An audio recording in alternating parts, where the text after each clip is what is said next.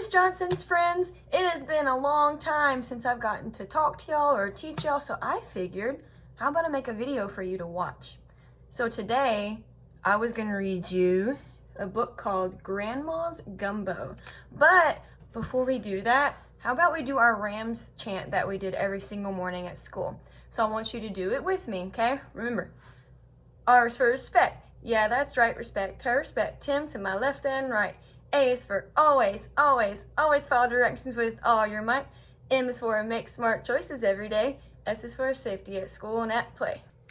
So it is written and illustrated by Deborah Osley Kader.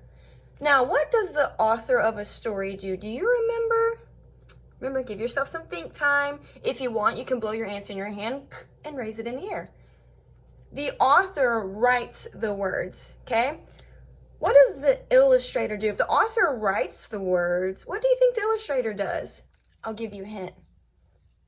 They draw the pictures, okay? So the same woman wrote and drew the pictures in this book. She's very talented. Now, if you remember, how do I open my book? Left to right. Very good. So here's our title of our story, Grandma's Gumbo. Now I want you to have your listening ears on to see if you hear any rhyming words in this story, because I read it, I previewed it beforehand, and I found a lot of rhyming words, okay? Grandma's Gumbo. Something cold, something hot. Put it in my big black pot. In my pot that's just oh so jumbo, just the size for Grandma's Gumbo. Do you think jumbo and gumbo rhyme? I think they do. Maybe you can think of some more words that might rhyme with jumbo and gumbo. Now it's time to make the roux. That's the first thing we must do. A little oil, some flour too. Let it simmer. Now it's through. And here's the picture. She's making the gumbo. She's letting it simmer. Turning my page left to right. 2 cups of rice will be just fine. We'll set it aside until we dine. Don't forget the pinch of salt. The boiling we don't want to halt. What do you think halt means? That's kind of a big kid word, a first grade word. What do you think halt means? That means for it to stop. They don't want the rice to stop cooking. Saute some celery until it's tender. An excellent flavor it's sure to render. Add an onion, don't shed a tear. It's just the next ingredient, dear. I don't know if you've ever cut up an onion before, but sometimes when you do, it makes you tear up for some reason. Just the thing to make it yumbo, all a part of Grandma's Gumbo. Here's Grandma making the gumbo. A green bell pepper for the reason of bringing out the perfect season. Okra and tomatoes will be just great, the flavor we want to regulate.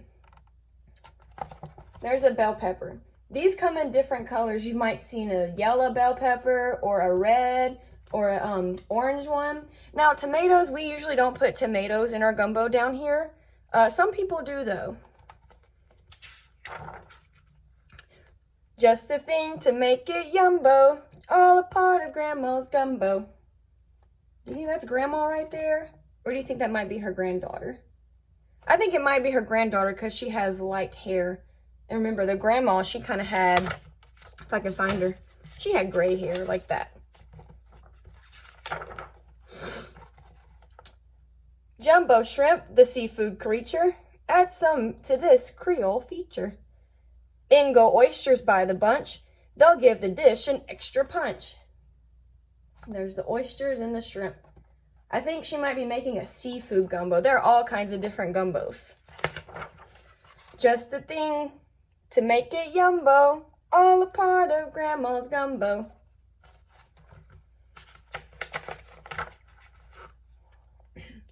The crab into the pot must go. Make it fast so he won't know.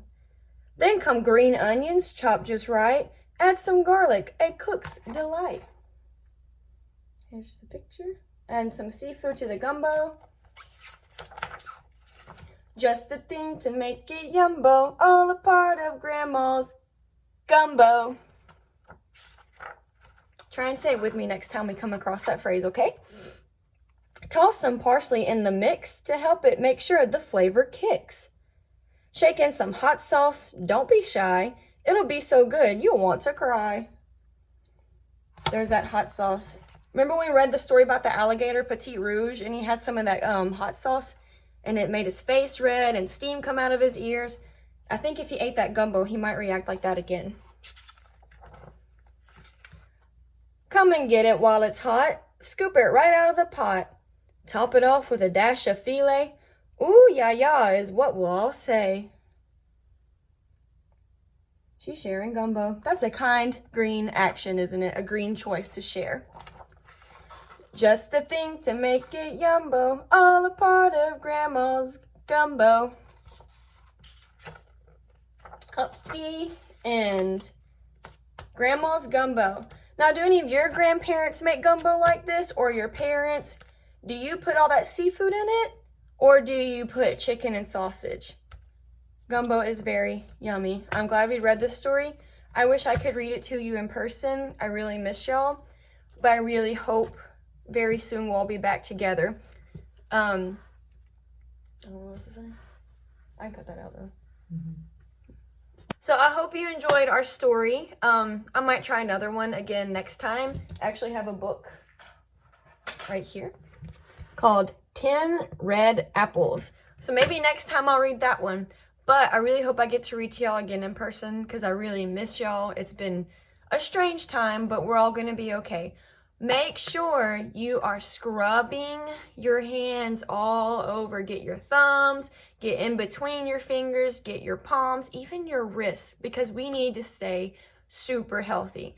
And once we're all super healthy, we'll get to go back to school and you'll get to see me and Miss Email and Miss McGee and Miss McLean, all of your teachers at school. We really miss y'all. We hope to see you soon. I love you. Bye.